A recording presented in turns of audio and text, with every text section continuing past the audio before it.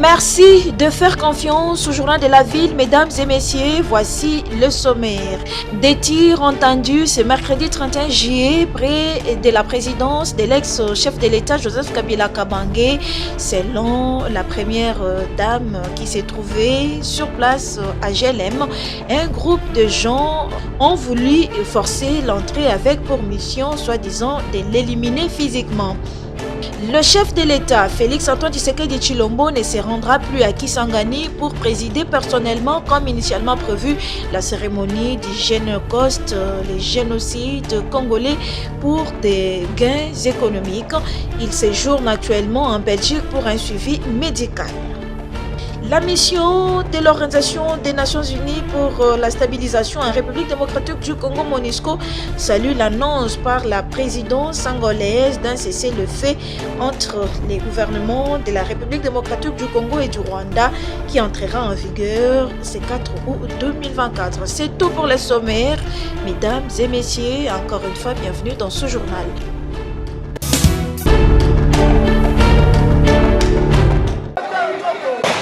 Des tirs entendus ce mercredi 31 juillet 2024 près la résidence de l'ex-chef de l'État Joseph Kabila Kabange à Gombe, GLM.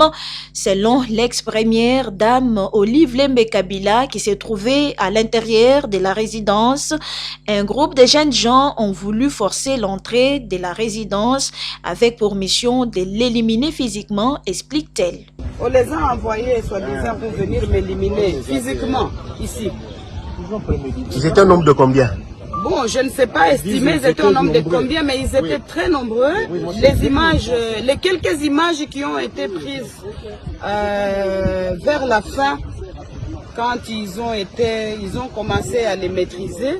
Mais sinon, ils sont venus très nombreux. Il y a quelques images qui pourront témoigner de cette attaque.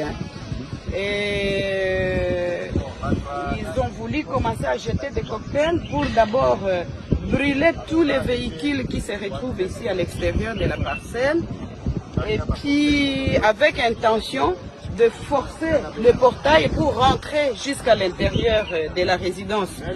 Et en résumé, moi je dirais que tout ceci est la conséquence de la violation du périmètre sécuritaire de la résidence du président honoraire de la République démocratique du Congo, Joseph Kabila Kabange, qui, selon moi et pour moi, est et restera le père de la démocratie.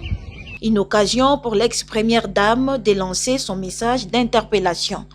J'interpelle le président de la République actuel. J'interpelle l'ex-ministre de la Défense, M. Jean-Pierre Bemba, qui selon, entre guillemets, les informations reçues, était à la base de la destruction du périmètre sécuritaire de la résidence du président honoraire de la République démocratique du Congo, juste et seulement pour chercher la voie de passage de ce camion et aller construire sur son chantier qui se trouve à quelques mètres d'ici. Vous voyez maintenant les résultats de ce que vous avez cherché? Situation sécuritaire en République démocratique du Congo dans sa partie est. Un nouveau cessez-le-feu entrera en vigueur à partir de ce dimanche 4 août 2024.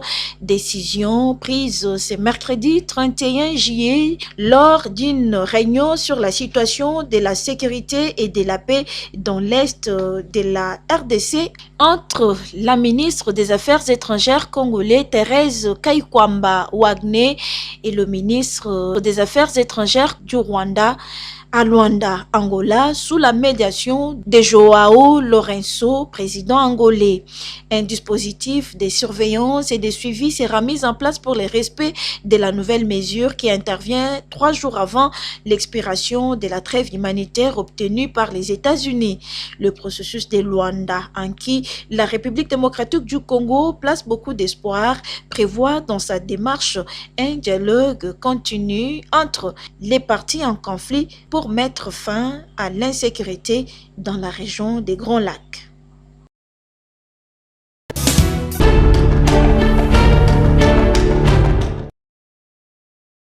C'est dans les buts de la protection des industries locales en République démocratique du Congo et des emplois qu'elle crée, et cela après avoir interdit temporairement l'importation des bières, boissons, des carreaux et faïences, que le ministre du Commerce extérieur a effectué ce lundi 29 juillet 2024 une descente à la zone économique spéciale pilote de Maluku. Sur place, Julien Paluku Kaonga a visité les usines de Pepsi RDC de la société Varun Beverage, prête à être inaugurée par le président de la République Félix-Antoine Tshisekedi Tshilombo, avec une capacité de production largement supérieure à la demande locale. Et déjà, la demande est formulée par le Congo-Brazzaville, le Cameroun et le Gabon. Juste après, il a visité les usines de production des carreaux et faïences Made in Congo et de la société Saphir Ceramics, qui fait désormais la fierté de la République démocratique du Congo, avec également une production supérieure à la demande locale. Nous sommes venus ici avec le ministre de l'Industrie, son Excellence Louis Watoum, lui pour la production et moi pour le contrôle des exportations et des importations. Parce que le gouvernement, par ma voix, a pris quelques mesures il y a quelques temps, portant interdiction momentanée de l'importation de certains biens, notamment les boissons, les carreaux de faïence, etc. Et donc je suis venu me rendre compte de la quantité produite ici pour me rassurer que la mesure du gouvernement a été bien accueillie. Et la grande surprise que j'ai eue ici, c'est que cette entreprise Pepsi produit 1 200 000 bouteilles par jour, s'il vous plaît. 1 200 000 bouteilles par jour, ça veut dire toute la demande locale peut être satisfaite. Donc, 1 million de Congolais peuvent prendre Pepsi sans interruption chaque jour.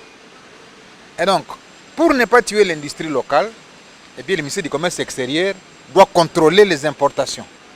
Parce que si on tue cette industrie locale, eh bien, on va à la contre du premier engagement du président Félix Tshisekedi, qui, le 20 janvier 2024, lorsque il prêtait serment, il a clairement décliné les 6 engagements. Et le premier engagement s'appelle création d'emplois. Et donc nous devons protéger l'industrie locale et donc protéger les emplois qui constituent les engagements du président vis-à-vis du peuple. Donc je suis heureux de constater qu'il y a un grand stock ici et que désormais les Quinois et les Congolais vont retrouver Pepsi des années 80, vont retrouver Mirinda des années 80. Et j'ai eu à voir dans l'histoire, c'est que la première bouteille produite de Mirinda à Kinshasa date de 1997. Ça fait 27 ans. Et 27 ans après, le président Fachi ressuscite Pepsi à Kinshasa. Je crois que le peuple congolais le retiendra. Signalons que cette descente intervient quelques heures seulement après le retour du ministre du Commerce extérieur de Washington aux États-Unis d'Amérique, où il a décroché l'organisation du Forum AGOA 2025 en juillet prochain à Kinshasa, victoire de la diplomatie commerciale et économique du chef de l'État Félix Tshisekedi.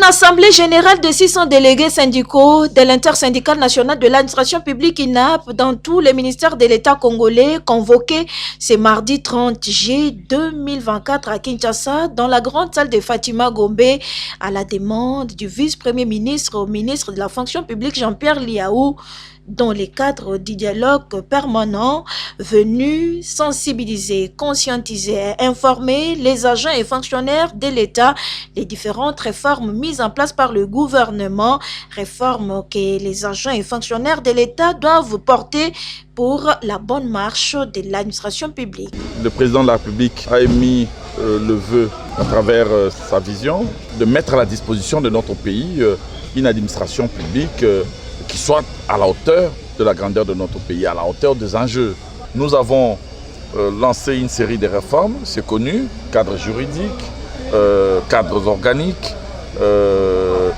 pour notamment rationaliser les recrutements, essayer de relancer, de fluidifier la retraite, d'asseoir une sécurité sociale digne de ce nom. Et toutes ces réformes nécessitent une discipline. Nous avons réformé plus de 15 règlements d'administration. Le plus important, le plus urgent était le règlement relatif à la discipline.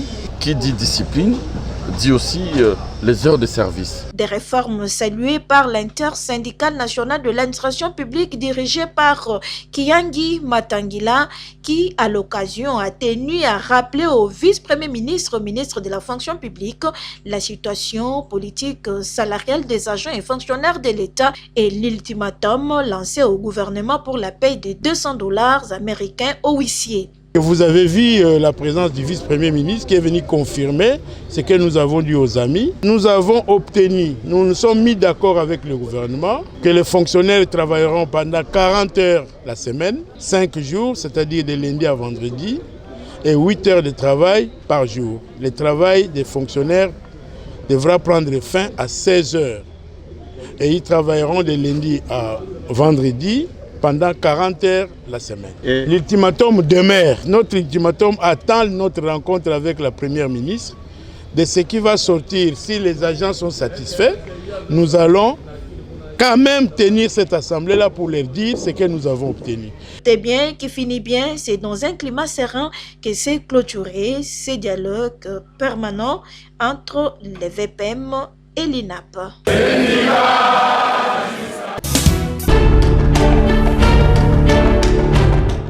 Et vous n'êtes pas nombreux.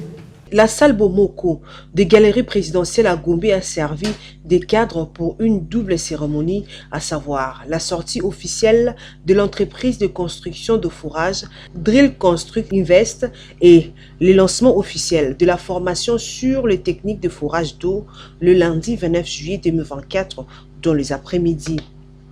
Drill Construct Invest, cette société qui a vu ses jours ces débuts de semaine, a été montée dans le simple but de soutenir les efforts du gouvernement dans les secteurs de l'énergie, dans l'exécution de construction de fourrage aux normes internationales avec un personnel de qualité en vue de résoudre les problèmes de l'eau afin de lutter contre les maladies hydriques dans le pays.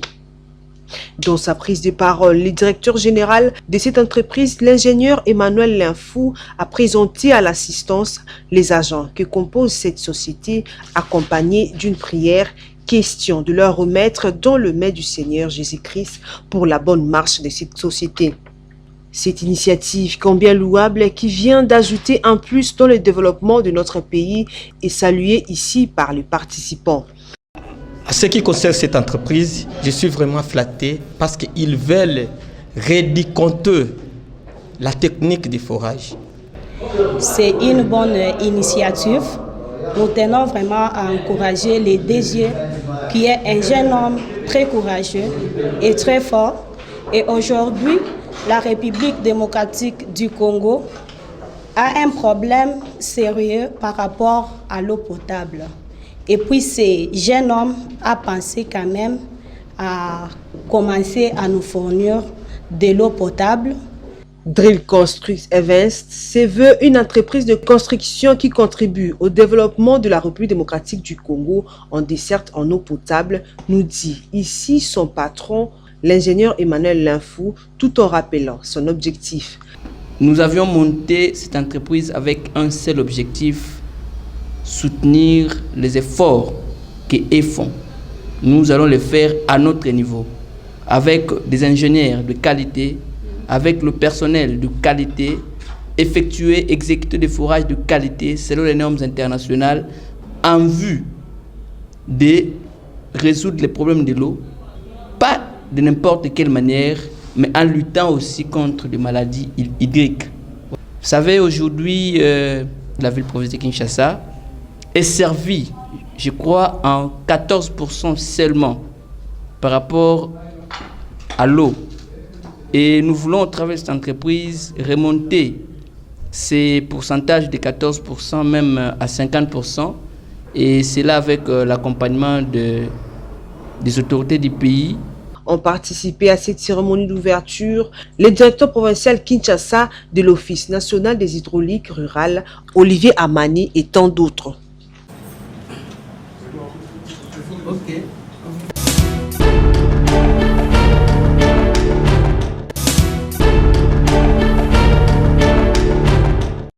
Reporté dû à des problèmes techniques et logistiques, le dépôt de candidatures aux différents postes de membres du bureau définitif du Sénat a été repoussé dès 72 heures, a annoncé le rapporteur du bureau d'âge de cette institution. Voici comment se présente les nouveaux calendriers réaménagés. Vendredi 2 août 2024, dépôt des candidatures de 9h à 18h. Samedi 3 août 2024, examen des candidatures par la commission ad hoc et affichage de la liste provisoire des candidats retenus. Lundi 5 août 2024, examen de recours par la commission ad hoc et affichage de la liste définitive des candidats retenus. Mardi 6 août 2024, séance plénière d'audition du message de campagne électorale. Mercredi 7 août 2024, séance plénière pour l'élection et l'installation du bureau définitif du Sénat. Ces reports surviennent alors que le Sénat s'apprête à renouveler son nouveau bureau pour mieux répondre aux défis institutionnels et législatifs du pays. Les dépôts des candidatures désormais fixés au 2 août marquent le début d'un processus crucial qui aboutira à l'installation d'un bureau définitif le 7 août. Les observateurs suivent de près ces élections qui sont essentiellement pour garantir la stabilité et l'efficacité du travail législatif en République démocratique du Congo. La commission ad hoc chargée de l'examen des candidatures et des recours joue un rôle central pour assurer la transparence et l'équité du processus électoral.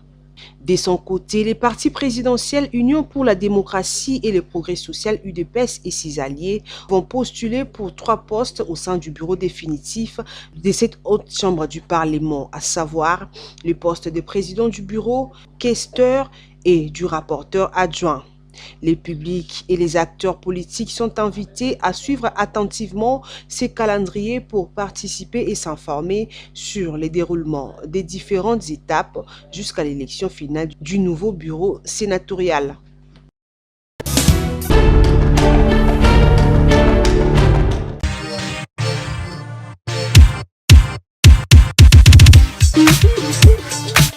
Quinoises et quinoises, vous qui aimez vous habiller classe et chic lors de vos événements, voici pour vous une seule adresse, boutique d'habillement Bedelium.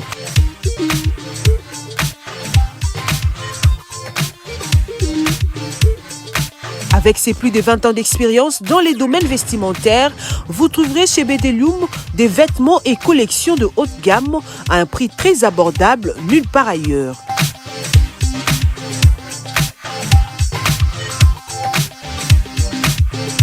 Des robes soirées, costumes pour hommes, cravates, chaussures hommes et femmes, des montres, ceintures, des pantalons tissus et jeans de très bonne qualité pour vous rendre sublime. Nous sommes aussi dans la parfumerie. Nous vous offrons de parfums de marque pour vous sentir bon. Notre adresse, trouvez-nous sur l'avenue des Écuries numéro 3 à Kitambo Magasin, référence Kin Marché et Hôtel Malébo. Chez Bedelium, bon chic, bon genre.